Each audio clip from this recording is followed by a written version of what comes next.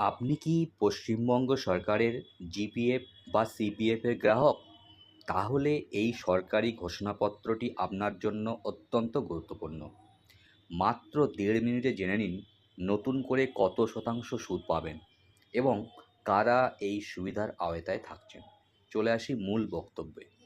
পশ্চিমবঙ্গ সরকারের অর্থ দপ্তর ২৮ জুলাই ২০২৬ তারিখে একটি গুরুত্বপূর্ণ রেজলিউশন প্রকাশ করেছে।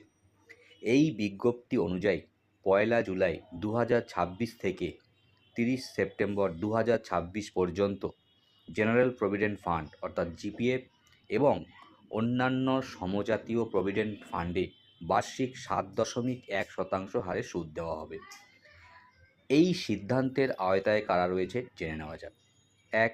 জেনারেল প্রভিডেন্ট ফান্ড অর্থাৎ জিপিএফ। ২. কন্ট্রিবিউটরি প্রভিডেন্ট ফান্ড অর্থাৎ সিপিএফ। ৩. সিপিএফই অ্যাক্ট ১৯৮৩ অধীন প্রভিডেন্ট ফান্ড এবং রাজ্য সরকারের অনুমোদিত অন্যান্য প্রভিডেন্ট ফান্ড। অর্থাৎ এই ৩ মাসের জন্য সুদের হার ৭.১%ই বহাল রাখা হয়েছে।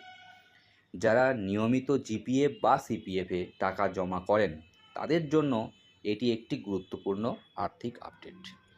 তো ভিডিওটি যদি ভালো লাগে একটি লাইক দেবেন, শেয়ার করবেন এবং আপনার মতামত অবশ্যই কমেন্টে জানান। ধন্যবাদ।